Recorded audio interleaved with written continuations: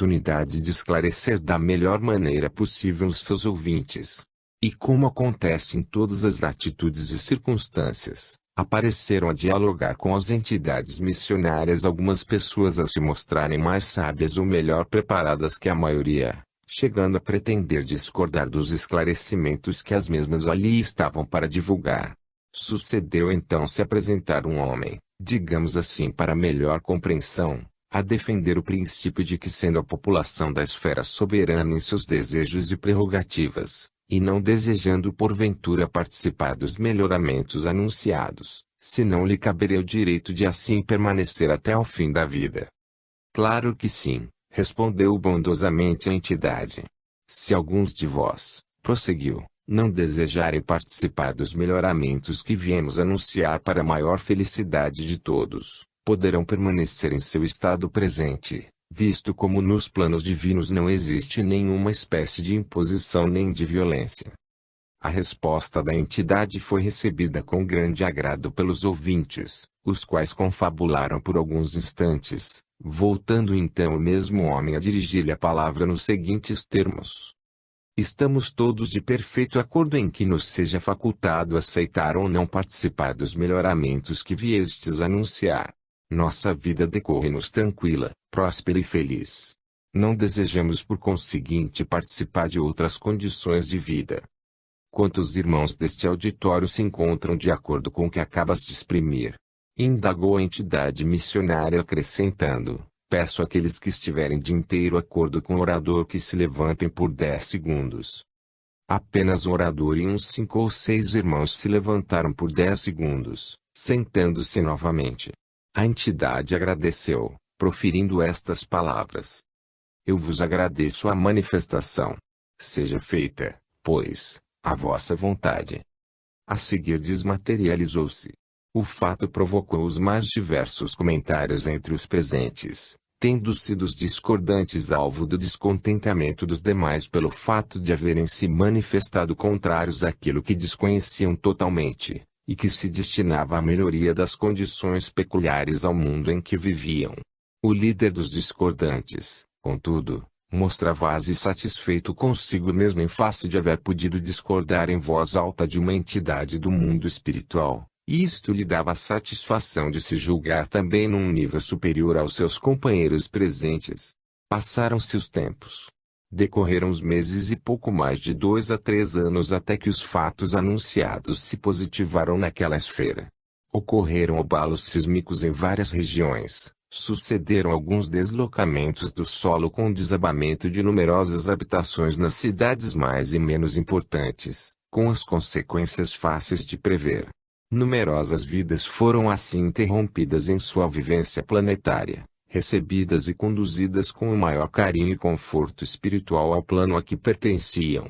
E de tal maneira se sentiram desde sua chegada e instalação no seu plano de vida espiritual que bem se deram por compensadas do que lhes sucedera. Agradeciam essas almas dos seus íntimos avisos e conselhos recebidos antes, no sentido de construírem elas próprias as suas ligações espirituais com seus luminares do espaço, mercê do que puderam receber o desejado socorro no momento oportuno. Elas agora genuflexas agradecendo ao Senhor Deus todo o bem que lhes proporcionara no momento crítico porque haviam passado, graças aos amorosos conselhos das entidades missionárias que se deslocaram do alto para o desempenho dessa nobre missão em sua esfera. No que diz respeito às modificações ocorridas na superfície planetária em referência, bastará registrar que foram substanciais. Dos 90 e tantos mares, entre grandes, médios e menores, as transformações operadas na superfície, por meios e processos que não me compete definir nesse relato, esvaziaram cerca de 20 e poucos, cujas águas desapareceram totalmente ou se transferiram a outras regiões. Das numerosíssimas montanhas de que era dotada aquela esfera, cerca de 1/3 se desmoronou enchendo de pedregulho e massa os extensos vales que lhes ficavam próximos. Habitações rurais e citadinas, todas elas deram a sua contribuição aos planos transformatórios de cada região habitada. Se grandes foram os abalos registrados durante o período em que perduraram as operações transformatórias da esfera em referência, a verdade é que as populações que permaneceram, encontraram bem depressa as maiores alegrias e consolações.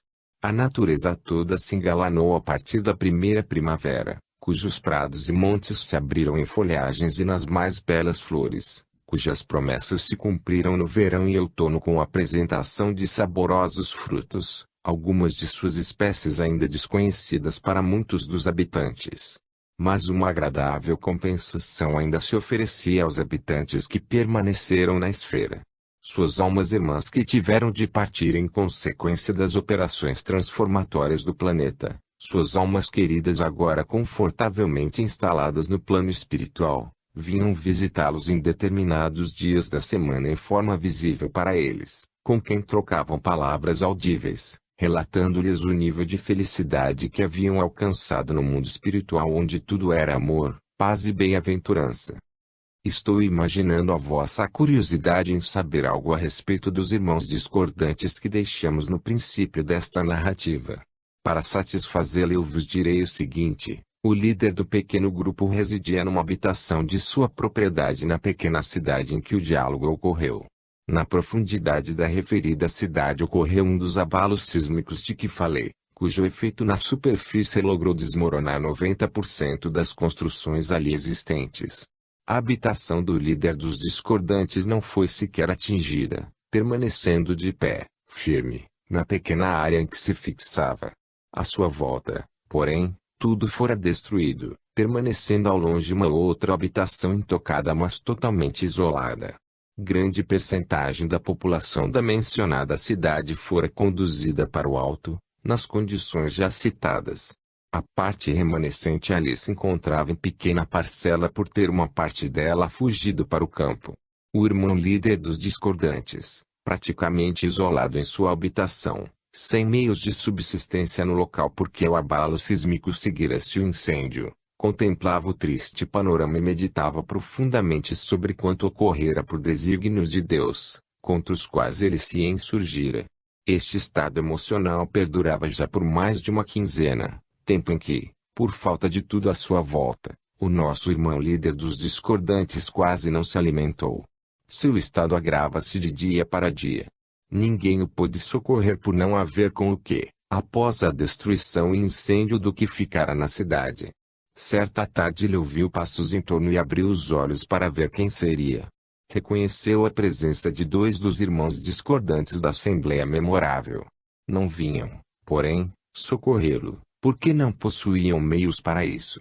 Vinham, sim, em busca de algo para se manterem, visto nada lhes restar com que se alimentarem.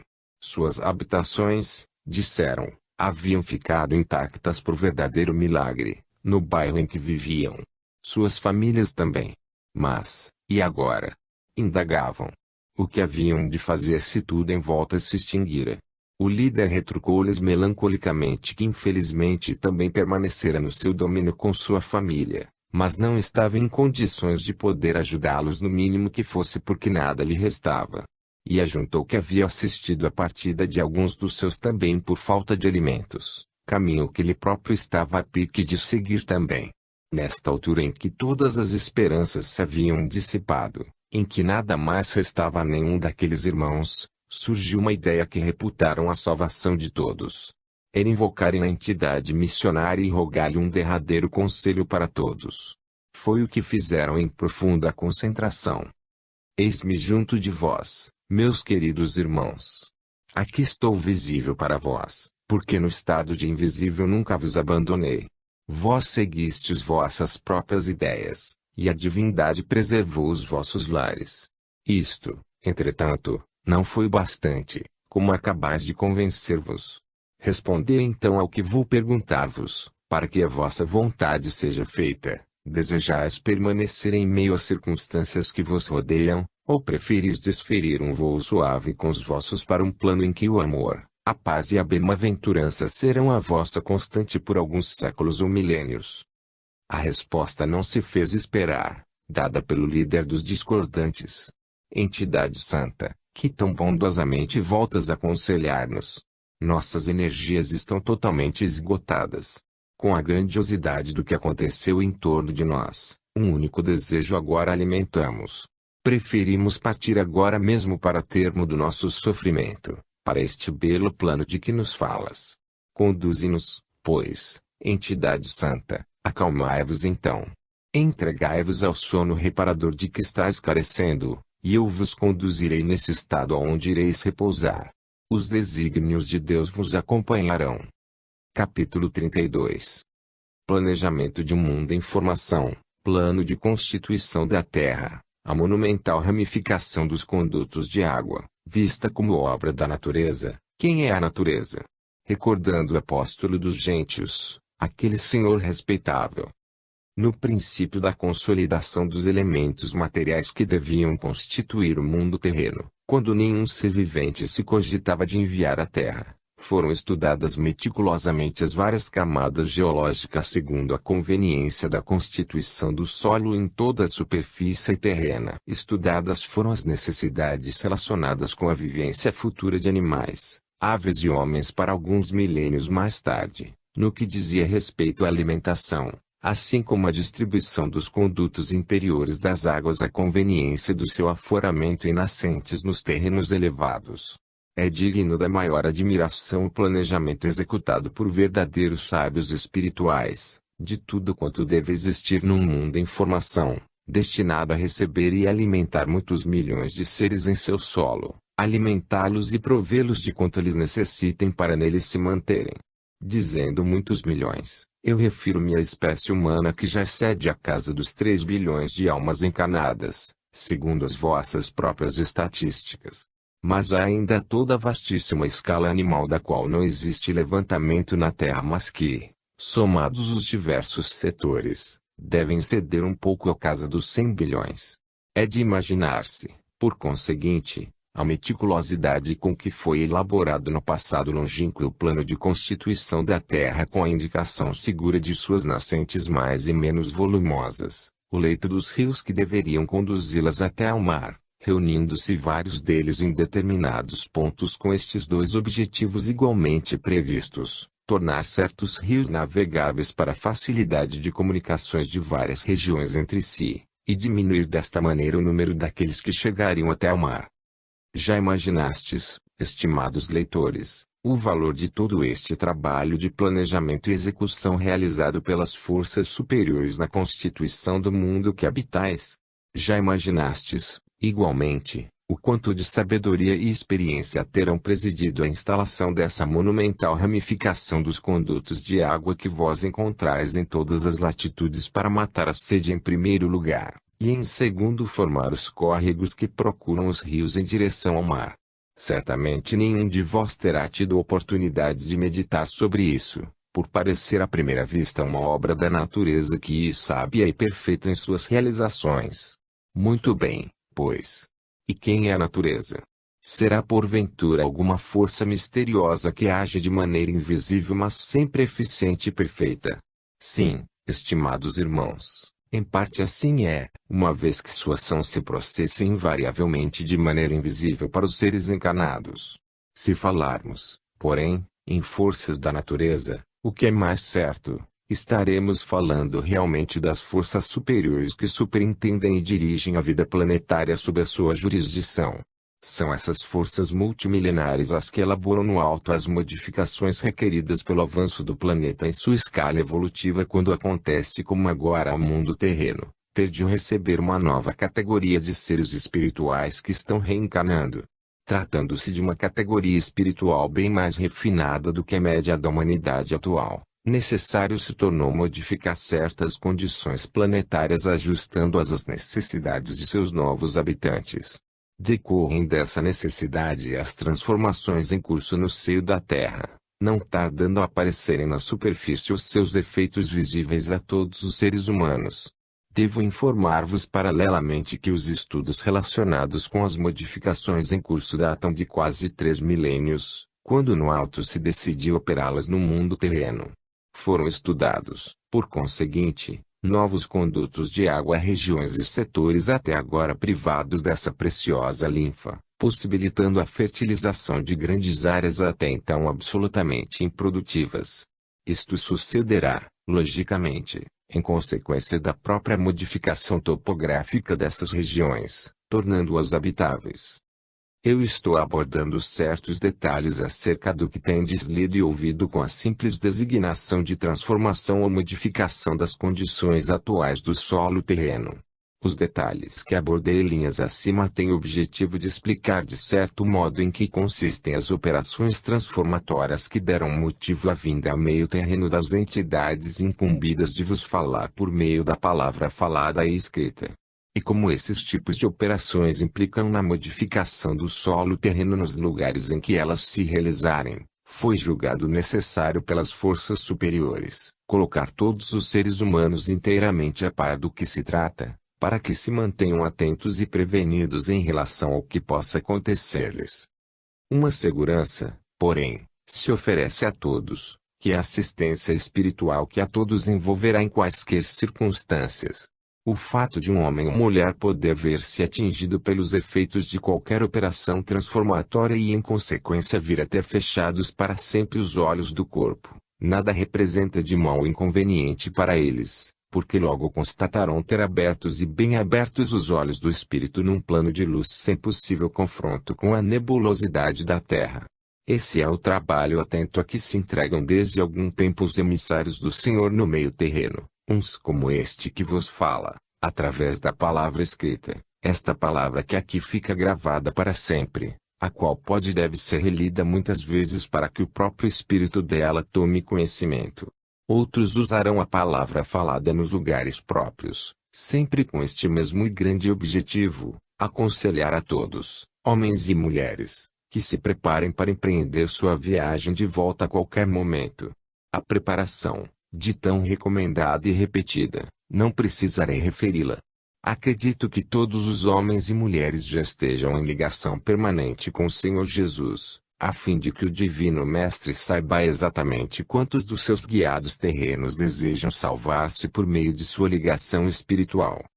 Assim perfeitamente claro o assunto que aí fica, eu tratarei de um caso que fez parte em minha vida de apóstolo dos gentios, segundo a denominação com que me distinguiram aqueles povos bons aos quais andei pregando a excelência da doutrina cristã. O fato ocorreu numa pequena povoação muito próxima da cidade de Éfeso, habitada principalmente por gente do campo, aquela que se ocupava da criação de pequenos animais e tecelagem de linho e cânhamo. Eu havia marcado reunião para uma tarde de domingo, dia em que todos podiam comparecer, como era hábito no lugar. Eu cheguei cedo ao local e meditava sobre a minha tarefa do dia, reunindo meus argumentos para demonstrar a necessidade de todos os habitantes se filiarem ao cristianismo, que eu apresentava como ainda hoje, como a doutrina consoladora por excelência, em todas as circunstâncias da vida. Meditava eu então sobre o desenvolvimento dos meus argumentos neste sentido, quando vi aproximar-se uma figura de homem que tudo denotava tratar-se de pessoa culta, responsável por algum setor do governo. Dei-lhe minha atenção respeitosa e aguardei a sua palavra. O visitante fitou-me demoradamente sem nada dizer, ao que eu julguei conveniente dirigir-lhe a palavra, o que fiz nestes termos. O que desejais, Senhor? O homem retirou de mim aquele olhar firme, penetrante, e falou: vim aqui atraído pela tua missão que é nobre e santa. Eu não sou deste lugar.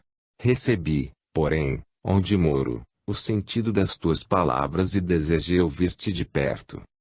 Pois bem, respeitável Senhor, retruquei-lhe, acrescentando, se minhas palestras lhe têm agradado, pode dizer-me onde as ouviu ou assistiu?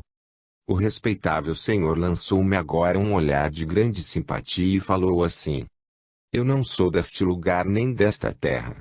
Soube das tuas palestras por ouvir dizer, mas o assunto agradou-me sobremodo e por isso resolvi comparecer a que hoje farás. Desejo porém recomendar-te muita atenção e cautela com este povo fanático que poderá surpreender-te. Eu agradeci as suas palavras, que me deixaram um pouco preocupado realmente. A hora aprazada, já ao cair da tarde, havia um regular número de ouvintes, enquanto outros vinham chegando e se acomodando da melhor maneira, formando filas laterais, assentados no chão, como era costume nos lugares em que não havia salões mobiliados. Iniciei então a minha pregação como fazia nos outros lugares que percorri. Comecei dizendo à assistência que ali estava para informar que uma nova religião se encontrava em franco crescimento na Síria, trazida à terra por um homem santo que a pregara durante 3 anos desde Jerusalém, e que voltara depois de morto para reafirmar que não se morre.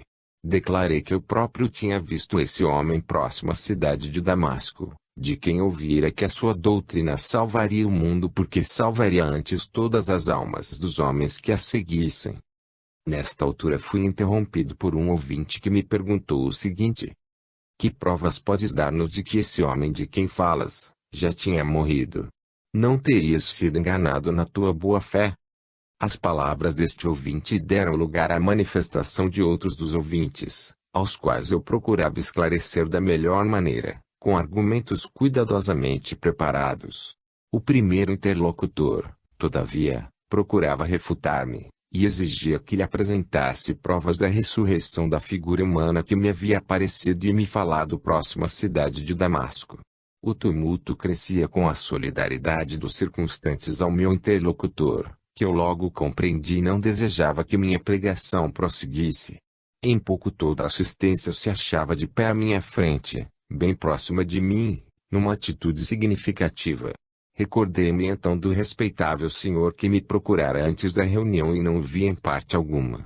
O fato causou-me certa estranheza porquanto as suas palavras traduziam interesse pela minha palestra e no entanto ele se retirara sem que eu visse.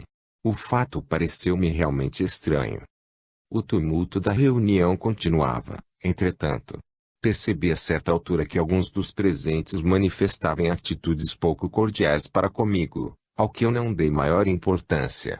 Não era aquela primeira pregação em que os ouvintes, liderados por pessoas deliberadamente contrárias à pregação do cristianismo nascente, fossem por sua própria convicção ou por interesses contrariados em grande parte dos casos, procuravam abafar a palavra do orador até por meios violentos. Eu prosseguia tentando expor a excelência da doutrina que propagava, apresentando inclusive a existência de ocorrências extraordinárias, como a cura de aleijados, cegos e enfermos pelos adeptos categorizados de tão consoladora doutrina. Concluí que o ambiente me era já totalmente desfavorável em face do empenho dos líderes em obstar que eu prosseguisse em minha pregação. A reação apresentava-se já com tendências ao uso da violência contra o orador, que continuava a argumentar com toda a calma em favor da doutrina de Jesus de Nazaré. Os intuitos da assistência eram já perfeitamente visíveis, ou eu encerrava a pregação ou seria removido dali e expulso do lugar. Verificou-se nesta altura um fato absolutamente inesperado que produziu efeitos deveras surpreendentes em todo o auditório. O senhor respeitável que me visitara em princípio, assomou a entrada e abriu caminho por entre os presentes exaltados e veio postar-se ao meu lado, olhando firmemente o auditório. Este, de agitado como estava, aquietou-se, silenciou, passando a reinar em todos os semblantes um ar de surpresa e expectativa. Passados alguns instantes de silêncio, o senhor respeitável falou novamente. Vim até este lugar no dia de hoje, especialmente para ouvir a palavra verdadeira deste irmão em Israel. Ele é portador de uma boa nova para todos vós, e deve ser ouvido com atenção. A palavra que ele vos traz é verdadeira, incontestável. A prova disso é que, tendo tido conhecimento desta palavra na região em que hoje vivo, resolvi vir escutá-la de perto e por isso aqui estou junto a vós, irmãos meus que eu tanto amei noutros tempos e ainda hoje. Escutai, pois, com atenção, a palavra deste nosso querido irmão. O senhor respeitável calou-se e sua figura em pouco se desvaneceu aos olhos admirados de todos. Surgiu um sussurro entre os assistentes que procuravam uma explicação para o fenômeno. Aquela figura respeitável era bastante conhecida e estimada de todos os presentes, por haver sido um dos mais poderosos dirigentes de povos da região a que pertenciam. Havia sido um chefe estimado e admirado por sua grandeza de alma, sempre solícito ao atendimento de quantos o procuravam. Desencanara, todavia, fazia então mais de 20 anos. E concluíram daí os meus ouvintes, que este fato verdadeiro, justificava aquele que o apresentara, ocorrido próximo de Damasco. Os ânimos mudaram completamente a meu respeito desde aquele momento. Na pequena povoação eu fundei uma igreja cristã que bastante se desenvolveu. Capítulo 33. Preparai-vos devidamente para a partida. O motivo deste e de outros livros semelhantes. O caso do meu intermediário Brasil, um país maravilhoso, mediunidade psicográfica, fonte de grandes alegrias, eis aqui uma chave poderosa. Os dias que a humanidade terrena está vivendo hão de passar a história da Terra como dias excepcionais, desde que o planeta recebeu em seu solo os primeiros seres animados. Isto porque em todas as fases por que tem passado a Terra, nenhuma apresentou circunstâncias sequer parecidas com as atuais. Tem sido dito e repetido com insistência por todos os enviados de Jesus que a Terra está em vésperas de ascender a uma nova categoria planetária, deixando de ser um planeta meramente material para se tornar um plano de vida espiritualizada. Isto não quer dizer que este plano passe a ser uma esfera para a vivência de espíritos livres da matéria, porém uma esfera em que os seus habitantes se distingam pela sua categoria de seres espirituais encarnados, mas possuidores de um grau evolutivo bastante mais elevado do que a maioria dos atuais. Será então a Terra um dos planos espiritualizados, semelhantes a várias outras esferas que circulam no espaço cósmico. Tanto já foi escrito em detalhes a este respeito, com o só objetivo do esclarecimento dos homens e mulheres deste fim de século, que a sua repetição tornar-se-ia talvez enfadonha. Foi dito e repetido em livros que circulam em vários países, que a Terra sofrerá modificações em sua estrutura física a fim de se adaptar às necessidades da nova civilização que vem. Dessas modificações é que resultará inevitavelmente a partida de numerosos seres humanos para os planos espirituais a que pertencem. E como todos estes irmãos necessitarão de encaminhamento, em face da quantidade que poderá partir ao mesmo tempo, é que se lhes recomenda por determinação do Senhor Jesus, que se preparem devidamente para essa partida, da mesma maneira que se preparariam para viajar a um país distante. Há nisto apenas a diferença que diz respeito à bagagem a conduzir. Enquanto para viajar o estrangeiro viajante necessita de reunir uma certa bagagem de tudo quanto terá de usar por lá, a preparação para regressar ao mundo espiritual bem pouca coisa requer. Apenas uma consciência tranquila, isenta de recordações de atos inconvenientes a pesarem demasiado, e a ligação constante, a mais estreita possível com as forças superiores, tal como um fio imaginário entre o plano físico e o espiritual, pelo qual ascenderá cada um ao lar que deixou no alto ao reencarnar na Terra. Isso tem sido dito e repetido em vários livros bastante procurados, sendo de registrar com agrado por todos os emissários do Senhor que os leitores dos mesmos receberam estes conselhos com seriedade e os estão pondo em prática. O benefício que isso lhes proporcionará eles o avaliarão devidamente quando as oportunidades chegarem, e então os agradecerão ao Senhor. A nossa missão, tanto a minha como a de todos os demais emissários do Senhor, e a de bater em todas as portas para despertar nossos irmãos encarnados porventura despreocupados das coisas do alto, por se encontrarem inteiramente entregues aos seus interesses no ambiente terreno. Esse trabalho vem sendo realizado principalmente durante as horas de sono, quando nos é mais fácil falar diretamente ao espírito afastado do corpo. Como, entretanto, a grande maioria dos irmãos encarnados não consegue recordar no corpo o que ouviu em espírito, é que foi deliberado pelo Senhor escreverem-se livros reunindo os principais conselhos e advertências, para que os leiam quantos tiverem a felicidade de adquirir estes livros ditados por entidades a serviço do Senhor, e possam então pôr em prática os conselhos e advertências que deles constam. Devo acrescentar a estas linhas que foi para o alto considerada uma verdadeira felicidade descobrir-se na Terra este instrumento humano que me serve de intermediário à grafação do meu pensamento e da minha palavra, em vista do fracasso de vários outros que, tendo vindo à Terra com idêntica missão, ou não se dispuseram a cumpri-la, ou não conseguiram preparar-se convenientemente no meio onde os credos são, não poucas vezes, os responsáveis por tais fracassos. Para a glória do Senhor Jesus, contudo, o Brasil tem se demonstrado o campo mais fértil em pronunciamentos e dedicações do tipo desta que fez do meu intermediário um autêntico servidor de Jesus na terra, do que resultou ser ele procurado por grande número de entidades missionárias para divulgação em livro de sua palavra de amor aos irmãos encarnados do presente momento. Para satisfazer um pouco a vossa curiosidade, eu direi em poucas palavras o que foi feito no alto para apurar as qualidades mediúnicas do meu intermediário, o que equivaleu a que fazeis vós próprios quando desejais fazer vingar nos vossos canteiros uma plantinha bastante rara mas para vós preciosa. Tratais certamente de a proteger contra a intensidade dos raios solares que poderiam cristá-la, assim como do frio excessivo ou das intempéries, sabendo todos que a perdendo, muito dificilmente conseguireis nova muda. Assim procedeu também o alto em relação ao meu intermediário em muitos decênios. Nascido num país distante, onde a sua faculdade, previstamente não poderia ser exercida em virtude da preponderância anti-espiritista, como ainda hoje lá se observa, foi ele conduzido a este país maravilhoso que é sem dúvida o Brasil, e aqui acompanhando muito de perto em todos os seus passos visando a sua proteção em todas as circunstâncias. Possuidor que era já de uma notável elevação espiritual, sua atenção era atraída pelas leituras que lhe falavam da vida espiritual, através das quais foi ele despertando determinadas células, aquelas que lhe permitiram a realização dessa espécie de trabalhos. A certa altura, surgiu-lhe uma feliz oportunidade em que ele tomou contato com a atividade psicográfica numa bela instituição na qual havia ingressado, conduzido por seus amigos do alto.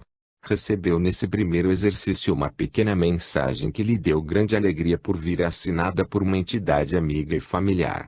Passou o meu intermediário a exercitar no lar essa esplêndida faculdade mediúnica, através da qual lhe falaram numerosas entidades notáveis da história terrena, cuja palavra lhe proporcionava verdadeira alegria.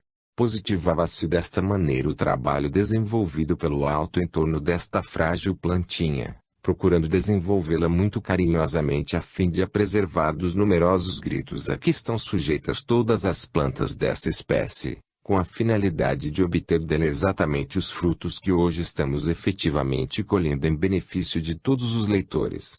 É preciso repetir não ter sido esta a única semente lançada à terra pelo Senhor Jesus. Várias outras foram também lançadas com este mesmo propósito.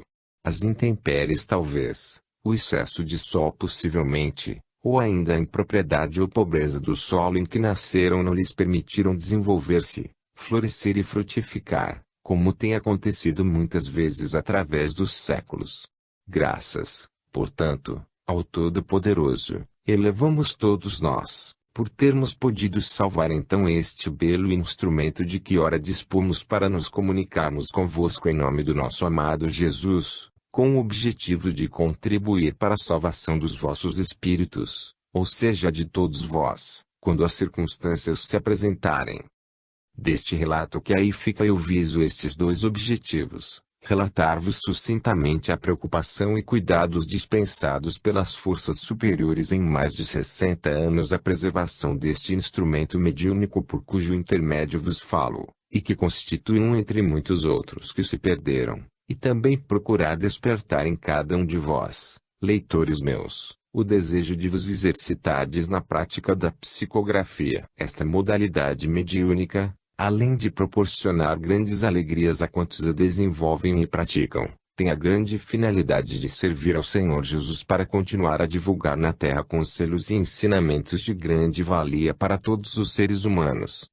Isto posto, falemos em seguida de um assunto que eu reputo de grande interesse para todos, qual seja a maneira de poder cada um reduzir ao mínimo ou mesmo anular certas dificuldades peculiares à vivência terrena. E é muito comum defrontar-se o ser humano com dificuldades que se apresentam muito frequentemente em sua vida de atividades diuturnas, algumas vezes de tal porte, que o deixam bastante preocupado. Eu quero entregar-vos então uma chave que podereis apelidar de mágica, para resolver toda espécie de dificuldades. Inicialmente devemos definir o que deve entender-se por dificuldades, para podermos operar com maior eficiência na sua eliminação. Assim, por exemplo, se um homem prossegue em suas atividades normais, agindo invariavelmente com bom senso e se defronta com obstáculos à realização do seu objetivo, terá aí uma dificuldade interposta pelos fatos, a impedir que o seu objetivo se concretize. Neste ponto torna-se muito importante adotar o homem ou a mulher o seguinte raciocínio: é justo e razoável o que pretendo. Não será alguém prejudicado com a realização do meu objetivo? Se o Senhor Jesus estivesse presente, aprovaria ele a minha pretensão? Fazendo mentalmente ou pronunciadamente, o que é preferível, estas perguntas, vá o leitor anotando no papel as respostas que em sã consciência lhe pareceram corretas. Anotará assim, não duvidoso, como forma de resposta às suas indagações. Isto deverá ser feito muito calmamente a sós para que não haja incorreções pela pressa nem interferências estranhas. Terminada a operação, analise o leitor o resultado para se decidir. Se houver maioria de sim, esteja certo de que a dificuldade vai desaparecer. Há que considerar devidamente a segunda pergunta, cuja resposta, no caso sim, deve ser considerada desfavorável. E se as demais respostas forem pelo não ou duvidoso, é claro que melhor será desistir do objetivo. Vamos admitir, porém, que a análise das respostas se traduza em que o seu objetivo seja justo e razoável, que ninguém será prejudicado com a sua realização, e finalmente pela convicção de que se o Senhor Jesus estivesse presente, Ele próprio aprovaria a vossa pretensão. Em casos como este, estimados leitores, entregareis a vossa pretensão às forças superiores, invocando-as pela palavra ou em pensamento no ato da vossa meditação, na certeza de que a vossa pretensão, o vosso objetivo, por ser justo e razoável, será alcançado sem maior demora além daquela que for natural conforme o caso. Esta é uma chave que não é mágica porque é raciocinada, com a qual podereis anular 90% das possíveis dificuldades que surgem constantemente na vida dos encarnados.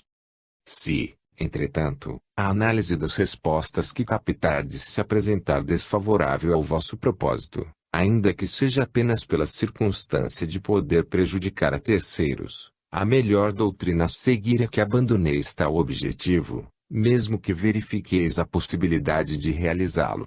Sendo alguém prejudicado por uma realização nossa, e sendo esse alguém uma partícula da divindade como todos nós, não desfrutaria felicidade aquele que tentasse ou chegasse a realizar empreendimento que envolvesse de tal maneira uma vibração negativa.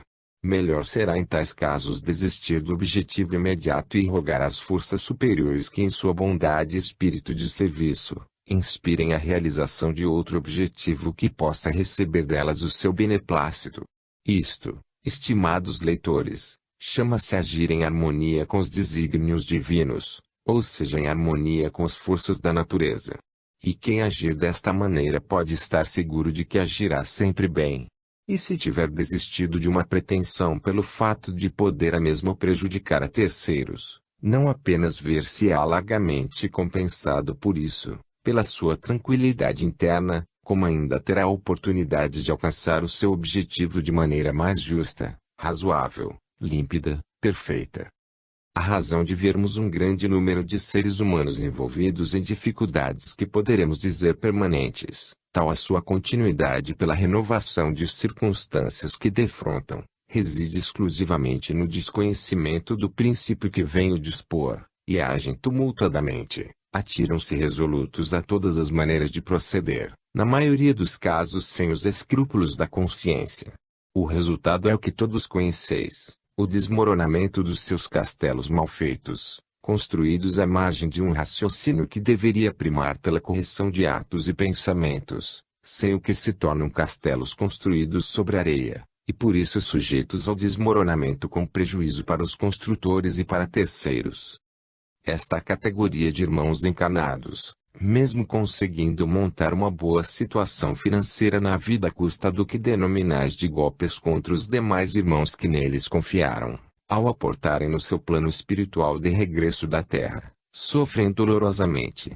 Não possuindo luminosidade espiritual porque não a construíram durante a sua vivência, apresentam-se com uma consciência demasiado oprimida pelos registros negativos que ostenta. Nenhuma atividade espiritual conseguem exercer por totalmente incapacitados para isso. Não vislumbram nenhuma alma amiga que os conforte, e não raro acontece não enxergarem os próprios parentes quando deles se aproximam. Esta situação pode perdurar anos e anos, durante cujo período estes irmãos duramente se lamentam do mau uso de sua última encarnação, inteiramente perdida para sua evolução espiritual. É tarde demais, porém. A única esperança que podem alimentar então, e a da misericórdia divina em lhes conceder nova oportunidade, só Deus sabe em que condições, para que possam redimir-se. Capítulo 34. A história geológica da Terra, modificação topográfica para corrigir um curso de água, uma chave para todas as eventualidades, contemporâneos meus de outras eras entre os encarnados de hoje, talvez sejas, caro leitor, um daqueles. Aconteceu certa vez neste pequeno mundo terreno, quando o mesmo ainda se encontrava em início de adaptação à vivência de seres humanos no seu solo. Aconteceu verificar-se que determinados cursos de água não estavam seguindo a direção conveniente, tal como fora projetada no alto. Tornava-se necessário, por isso, operar uma modificação na topografia da região em que isso acontecia, porque, como as coisas estavam, iria formar-se dentro em pouco um oceano de água doce no interior de uma região destinada à instalação de vários núcleos populacionais. Verificado este fato e examinadas detidamente as circunstâncias dele decorrentes, entraram as forças superiores estudar a melhor maneira de corrigi-lo, no que se empenharam no alto os especialistas incumbidos de traçar na terra os rumos de todos os cursos de água, para que se evitasse o alagamento de uma região de antemão preparada para acomodar e manter uma boa parte da população humana. Concluídos os estudos necessários à modificação desejada, desceram ao interior da região os operários encarregados da preparação e execução do que projetado fora pelos especialistas do além, os quais iniciaram prontamente os trabalhos. A modificação topográfica que se fazia necessária no desvio de um grande curso de água, importava no desmonte de certa elevação montanhosa, de maneira a conseguir-se fazer passar na área que ela ocupava, ou melhor dizendo, através dela, o grande curso de água que se procurava corrigir. Os trabalhos iniciados então na profundidade do subsolo teriam esse objetivo, o qual foi satisfatoriamente conseguido. Foram colocadas pelos operários especializados algumas cargas explosivas na profundidade daquela elevação montanhosa, as quais foram detonadas em série conforme fora projetado no alto. O ruído que tais cargas produziram na região seria considerado como um poderoso tremor de terra cuja duração teria sido de 2 a 3 minutos. Vê-se pelo tempo de duração tratar-se de um poderoso tremor de terra, um terremoto por conseguinte. O efeito correspondeu perfeitamente às previsões, tendo constituído um dos espetáculos mais impressionantes para quantos o presenciaram. O registro do acontecimento faz parte da história geológica da Terra, existente nos arquivos siderais, constituindo seu estudo um dos mais belos passatempos que encontramos no alto, quando dispomos de lazer para isso. A explosão em série verificada na profundidade da elevação montanhosa referida, ao mesmo tempo em que fendeu e desmontou o enorme volume de matéria condensada de que era formada, produziu em suas imediações o efeito igualmente previsto, de jogar para o alto as águas do grande rio que passava em torno, as quais, ao retornarem ao solo já o fizeram através da área da anterior elevação montanhosa, cavando nessa direção novo leito. Foi esta uma operação tão perfeita, tão meticulosamente calculada, que a explosão ocorrida no subsolo, ao mesmo tempo em que desmontou completamente a elevação montanhosa, jogou para o alto a enorme massa de água que passava perto, fazendo-a circular em seguida, não mais pelo antigo leito que fora obstruído, mas em direção a novo curso formado através da área da montanha. Com esta operação foram as águas desviadas do antigo curso, e portanto, impedindo totalmente a formação oceânica que tão prejudicial se tornava ao povoamento da região. O novo curso aberto às águas através da elevação montanhosa teve a vantagem de as desviar através de outros vales muito mais convenientes ao seu curso, os quais se tornaram mais tarde perfeitamente utilizáveis à pequena navegação e transportes dos produtos da região. O fato que acabo de narrar servirá para que possais fazer uma ideia aproximada do que vem sendo anunciado para acontecer na Terra em dias talvez muito próximos, também com o objetivo da correção topográfica de algumas regiões do vosso pequeno mundo.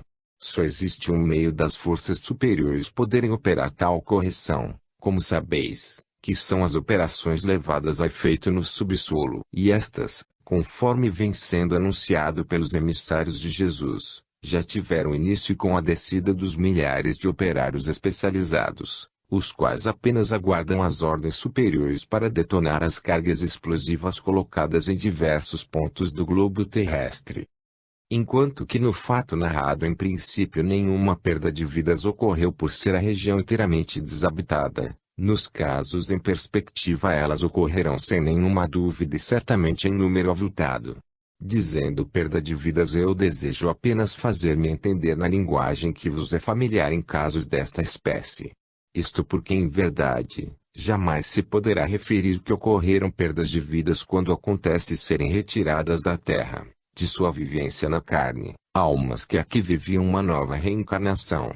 Essa maneira de expressar é exclusivamente para uso dos encarnados, totalmente olvidados de que a vida verdadeira não é esta que se vive enclausurado num feixe de carne e ossos, mas sim a vida espiritual, aquela que vivem no alto os espíritos livres, que uma vida de alegrias e felicidade. A circunstância, pois, de um determinado acontecimento telúrico promover a desencarnação de maior ou menor número de almas, as quais tiveram encerrada nesse momento mais uma de suas existências terrenas, só deve ser encarada como um autêntico fenômeno de libertação espiritual e nada mais. A prova do que digo tê-la cada um dos meus irmãos apenas regressando ao seu plano de origem, onde constatará com alegria que sua vida continua a mesma, embora em plano diferente porque mais sutil do que aquele que deixou na terra. Verificará ainda, cada um dos meus irmãos ao regressar da terra, seja por que meio for, que toda dor, todo sofrimento físico é inteiramente desconhecido. No alto existe na maior abundância para que todos se abasteçam o mais largamente possível, alegria, paz, muito amor e tranquilidade espiritual ao alcance de todos. Se, por conseguinte, meus caros irmãos leitores, algum ou alguns de vós, vierem a ser distinguidos com a sua condução ao mundo espiritual em consequência de algum acontecimento telúrico verificado na região que habita, esse fato representará para cada um a promoção em sua escala espiritual, e jamais um motivo de tristeza ou sofrimento. Uma coisa apenas se recomenda a todos os leitores, e a todos os seres humanos como um meio seguro de serem prontamente socorridos no caso desse acontecimento se verificar, estarem perfeitamente ligados pelo coração ao Senhor do mundo que é nosso Senhor Jesus, evitando ficarem por algum tempo, horas, dias ou minutos à espera de socorro. A ligação constante, permanente com o Senhor, representa para todos os encarnados o meio mais seguro, mais rápido e eficaz de serem automaticamente conduzidos ao seu plano espiritual, apenas verificado seu desligamento do corpo. Isto vem sendo dito e repetido com tal insistência, amigos leitores, que bem se pode dizer, constituir esta recomendação o motivo fundamental da vinda à Terra desses milhares de emissários de Jesus, nestes últimos 10 anos. Este é realmente o motivo fundamental de quanto dizemos e escrevemos, por ser em verdade a chave que todos devem possuir para as eventualidades. Os ensinamentos divulgados através deste e de outros livros acerca da vida nos planos do além, servem para ajudar o desenvolvimento espiritual dos leitores, transmitindo-lhes à memória física, muito do que em sua memória espiritual já se encontra, porque aprendido em sua vivência espiritual nos intervalos entre uma e outra de suas numerosas encarnações. Sabe-se que para certas almas encarnadas o acontecimento ou recordação daquilo que aprenderam ou viveram no alto pode influir bem favorável ou beneficamente em favor do seu maior e melhor aproveitamento da presente existência terrena. É certo que eu e outros mensageiros de Jesus temos divulgado ensinamentos espirituais ainda desconhecidos da maioria dos irmãos encarnados, porque provenientes de planos ainda não alcançados por seus espíritos no alto. E estes ensinamentos têm o objetivo de preparar os leitores atentos para a sua ascensão a esses planos, numa promoção a que hão de fazer jus em sua encarnação atual. É oportuno aduzir aqui, a propósito de encarnação atual o seguinte, Todos os seres humanos que se encontram na Terra desfrutando a concessão que lograram de vir uma vez mais ao solo terreno, assumiram no alto um compromisso muito sério, e por escrito, no sentido de completarem nesta viagem terrena o seu curso de aprendizado de vários milênios.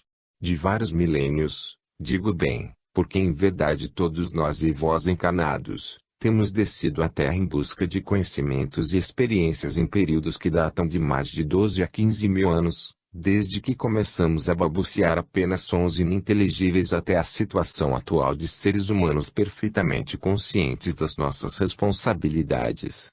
Não aludirei àquele tipo de vida em que permanecemos anterior à época que venho de citar por não ser o meu objetivo fazer a história da vida desde os primórdios. Para o momento meu objetivo principal é despertar em meus estimados leitores o senso de sua responsabilidade presente como ser humano deste fim de século, e recordar-lhes que outros tantos milhões de almas permaneceram nos planos espirituais pela circunstância de não terem conseguido neste século a permissão consentida a vós outros, leitores meus, para completardes nesta última viagem o vosso aprendizado.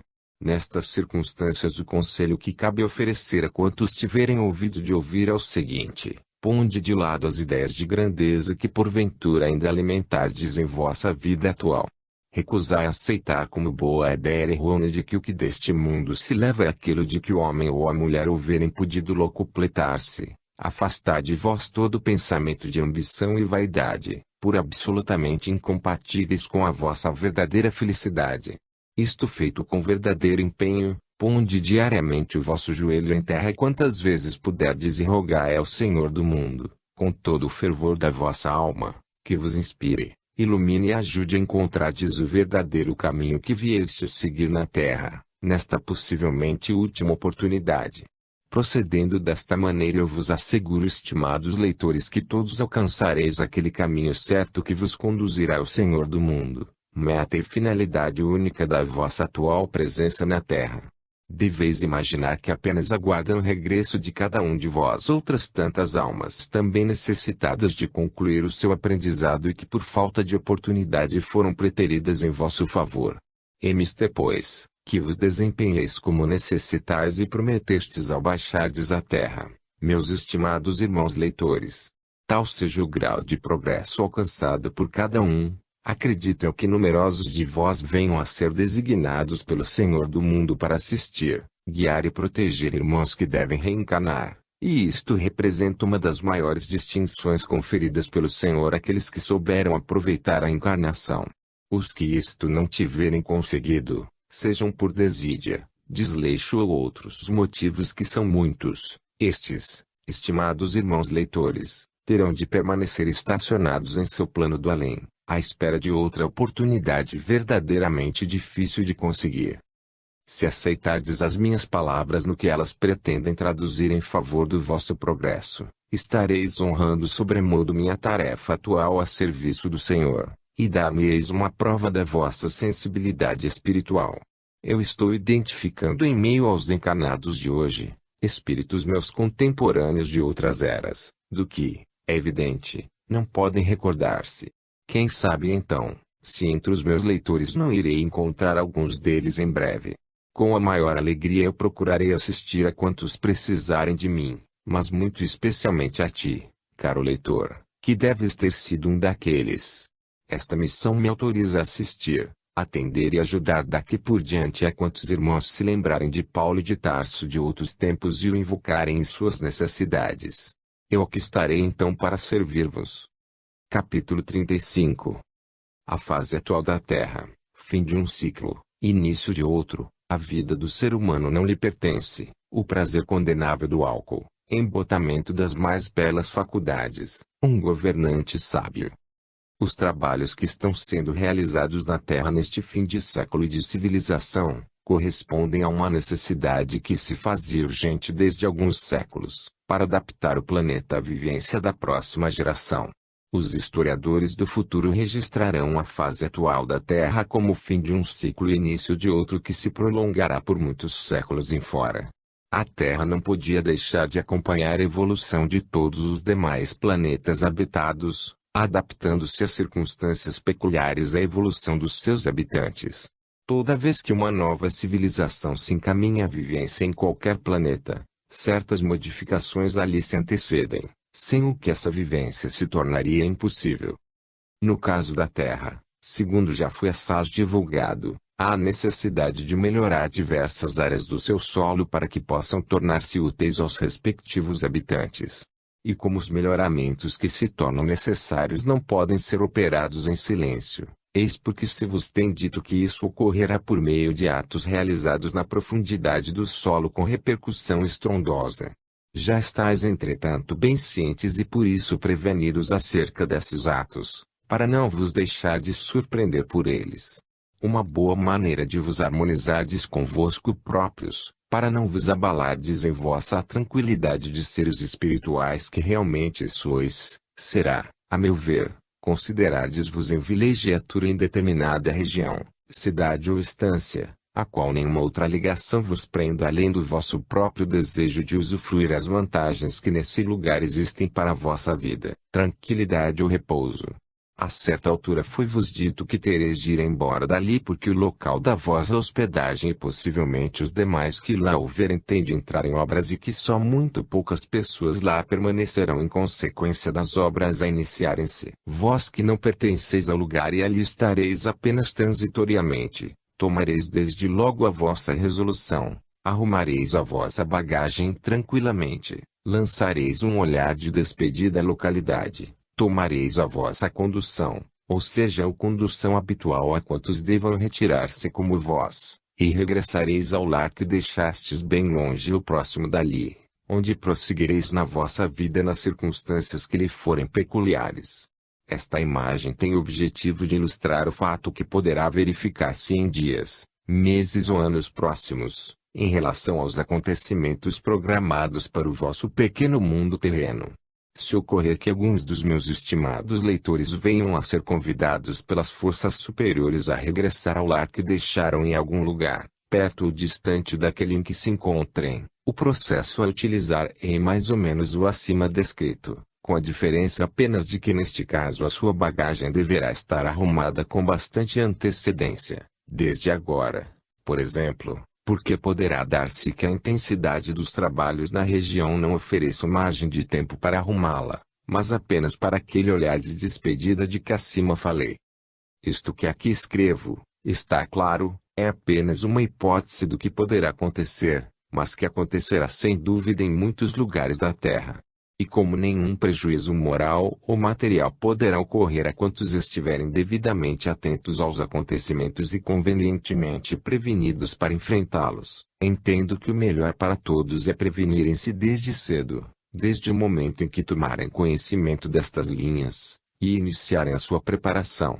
Se me fosse possível traçar-vos um quadro bastante ilustrativo dos planos espirituais onde vivem milhões de almas que não puderam descer à Terra para uma nova reencarnação, e também outros muitos milhões daquelas que, tendo encerrado sua última existência na carne, se encontram no gozo de um repouso merecido, se me fosse possível traçar-vos, como disse, um quadro desses planos, e evidenciar para vossa compreensão, a paz, a tranquilidade e bem-aventurança de quantas almas conquistaram na terra estes divinos dons, estou certo de que todos vós, leitores meus, ficaríeis ansiando pelo momento de vos desprenderdes também dos laços que vos prendem ao corpo que habitais, para vos transportardes imediatamente, se possível, àquela vivência espiritual que vos aguarda.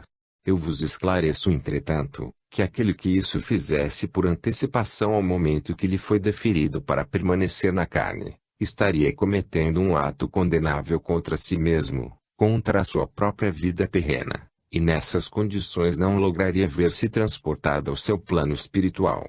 Sendo as leis divinas sábias e perfeitas, contra as quais nenhuma espécie de violência subsiste, aquele dos meus leitores que, empolgado com o que venho de dizer, viesse a praticar um ato de violência contra si mesmo, ver-se-ia imediatamente surpreendido com a sua permanência ao lado do corpo ou em torno dele, por tanto tempo quanto fosse preciso para completar o que lhe cumpria viver encarnado. E até que esse período decorresse, quanto sofrimento motivado pelo ato impensado teria então de padecer.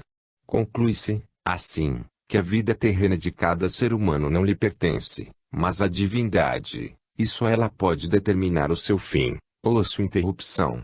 Ao homem como à mulher incumbe o dever de zelar pela saúde do organismo que conduzem, como veículo que é de sua permanência no solo terreno, sendo até regiamente premiados aqueles que souberem prolongar ao máximo